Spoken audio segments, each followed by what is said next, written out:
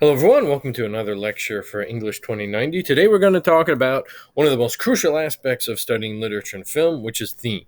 And it's all about, of course, finding meaning in literature and film. Theme it's funny because it seems like students grasp like the idea of a theme when they're talking about just what it is. But then when they're trying to investigate works, I always see issues. I think the biggest aspect is when you use Spark Notes, Cliff Notes, all those kind of reference sources. They are not designed for academic discussion. So, like they'll talk about like Hamlet. One of the themes in Hamlet is death. That's not true. Death is not a theme. So you have to be careful. Themes are complete ideas. Themes are a central concept of a narrative, or as we would say, story. So, this is another kind of important aspect. When we talk about literature and film, we don't usually say the word story, we say the word narrative, right? Because it tackles all the different aspects of what it means to relate a tale. So, theme can be a moral lesson, could be a cultural message, could be a philosophy, any specific idea. It can also be divided into two categories. So, one is the idea that, okay, obviously, what is it about, right? What's the work's purpose? That's the kind of one thematic concept that a lot of people latch onto because it's the easiest, right? What is this work trying to teach, right? So, that's one kind of aspect in terms of a category. The other kind of category is thematic statement. So, what ideas the work conveys about a subject or the subject, right? So it's important to kind of look at these two kind of divisions. Some works convey themes directly through narrative lines or dialogue, so it's kind of easy to uncover them and analyze them. Other times they're more complex, right, because they're indirect, right? They convey themes through connections between characters, plots, conflict setting, all those important literary and cinematic devices. So, this is again crucial, and I'll repeat this several times to make sure that everyone really gets it so we don't make mistakes, in our homework and in our essays. Themes are not topics, they're never conflicts. So, like good versus evil, right? That's not a theme, right? And they're not subjects. So, subjects are what the author has chosen to write about, right? Or what, of course, with film, the director has chosen to focus on. So, if we just look at the first kind of larger work that we've looked at right now within our gates, well, what is it about? Well, it's about challenging stereotypes. It's about whites versus blacks, right? It reveals the effects of racial intolerance. These, though, are not themes. And if we look at them just by the phrases, right? So, challenging stereotypes, whites versus blacks, the effects of racial intolerance, they are not complete ideas because easily I could say, well, what about challenging stereotypes? What about the conflict between whites and blacks in America? What about the effects of racial intolerance? So these are, again, subjects. They're not themes. There are, of course, conflicts as well, like whites versus blacks, right, in America. So you have to really remember that when you're discussing theme, especially because you have your final essays about it, but a lot of homework is going to be about focusing on this concept theme.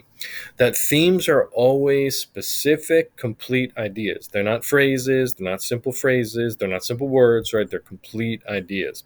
So that's going to be kind of a main thing that I'm going to always harp on and reiterate. Right? Again, themes are not topics. For example, ambition, love, guilt, hate, fear, racism, betrayal, good versus evil, all those things, they're topics, they're not themes. Remember, themes are always complete ideas. Themes are never one word, themes are never two words, right? Themes are complete, specific ideas. Now, to help analyze themes, it's important to think about what ideas about a work's topic or subjects, the author or director are trying to convey. But again, they're not themes. It's a good place to start, but you're not done with our, kind of focus on theme. So if we're just going to look at within our gates, so here are a couple possible themes, right? So one possible theme, and notice how I'm saying possible theme, because the key issue too when we get to themes is debating, right? We could debate how themes work within a movie or within a text. So one possible theme is that racism can have a dehumanizing effect on people and make them disregard life. Notice how that's a complete idea. We still have to prove it, of course, using evidence from the film. But again, this is the difference between subject, topic, conflict, and then a theme, right? We have a huge idea here. Another possible theme, too, human beings are constantly fighting between their selfish desires and their sense of moral responsibility. So we could use all the preacher, characters. We could use a lot of other characters, right, to really show this idea that and again, notice how complete this is. Human beings are constantly fighting between their selfish desires and their sense of moral responsibility. Even an additional possible theme is that racism is fueled by ignorance and hinders national unity. Now, again, notice how that's a huge idea, right? Racism is just a topic. Dehumanizing effects of racism, just a topic. Now we have a complete idea. Racism is fueled by ignorance and hinders national unity. That's a huge, complete idea that we could prove using specific evidence from the movie. And again, we could go on and on about themes, right? Another possible theme is that women of any ethnicity have to fight more challenges in life than men. Again, huge idea, right? But a complete idea. These are possible themes that we could investigate within this film. And then, of course, use moments from the film to prove it, right? Characters, conflicts, ideas, so forth, lines of dialogue, everything. Now, another way to uncover theme is through motifs. And motifs, especially if you're musically inclined, right? You know what a leitmotif and all that is. We still use that kind of word to look at ideas, images within film and literature. So, in literary or cinematic works, motif can be an image, sound, action, another aspect that has kind of symbolic significance, contributing toward the development of a theme. So, in a literary or cinematic piece, a motif is typically a recurrent image, idea, or symbol that develops or establishes a theme, while again, the theme is still the central idea. So, again, a motif is not a theme, it can lead us to a theme.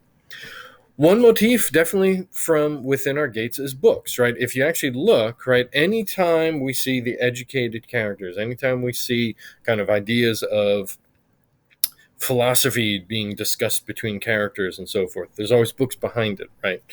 Well, what could that lead to? Well, it could lead to another possible theme, right? Books can bring people out of ignorance. Again, notice that's a complete idea. So when we look, and if you go back visually, there's a lot of moments within certain key scenes, especially key moments of dialogue between characters, where books are in the background. And usually they're discussing very philosophical ideas or very important ideas or personal ideas. And so again, it creates setting. Obviously, they're just props for setting purposes, but because they recur a lot when certain key ideas are being expressed, it could also function as a motif and then bring out, again, a strong theme. Money, too, is definitely a recurring motif. People talk about it, we see it, and so forth, right? Again, people are stealing money, they're asking for donations, they're using money, they're all these things. We could even look at a good dialogue moment from Old Ned. Again, I've sold my birthright, all for a miserable mess of pottage. Negroes and whites all are equal. As for me, miserable sinner, hell is my destiny. So here, a possible theme is that money can corrupt or dehumanize people even when they have good intentions with it.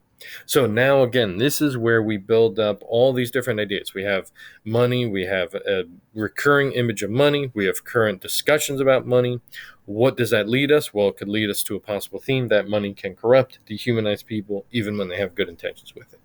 So here's where we, again, build into important ideas when we discuss literature and film. Now, we also can think about symbolism and metaphor. So symbolism is a literary device that uses representations, be they words, people, marks, locations, abstract ideas, to represent something beyond the literal meaning. Metaphor is a word or phrase for one thing that is used to refer to another thing in order to show or suggest they are similar. It's an object, activity, right, idea that is used as a symbol of something else. One way to uncover a work's theme, too, is to analyze the various symbols and metaphors within the narrative itself. Now, the motifs, too, work as symbols. So you could really talk about books as symbols. You could talk about money as symbols. So here's where everything kind of starts to overlap. And so, again, all these things can become kind of confusions, but, again, it's a good kind of idea. So within our gates, a simple symbol would be the school, right? It's a symbol for hope and change. So school, right, itself is a good kind of symbol. It helps to establish a theme that people can rise above ignorance, right, with proper education. Lynching is definitely a metaphor for how racism corrupts people, right? Reinforcing, of course, the theme that racism destroys any chance for true democracy. So lynching is a metaphor because it's a representation of all the kind of evils, right, that racism creates. It creates all, it's also a metaphor for the nation itself because of the division between white, black, the injustice, right, inflicted upon black characters and so forth, and black people in the real world. So all these things kind of work again to create a theme. But again, we could have symbols, we could have metaphors. All these things are kind of important to create a good analysis and a good understanding of what authors and directors are trying to accomplish. Now, if all else fails, and here's kind of key, if you're still stuck on theme, right? What is the author or director, right, trying to teach me? So really state it like that. The director's trying to teach blank, right? The author's trying to teach blank. Because lessons, right, are going to be complete ideas. So that's one place to start if you're still kind of getting confused about themes. Themes typically involve some statement about the human condition, right, or society in general. So think about what statements the work is conveying, right, and that's the key issue. They're always specific statements, ideas, never just single phrases or single words. Obviously, if you have questions, always post them to the general forum or email me. In the meantime, just good luck with all the other assignments this week and take care.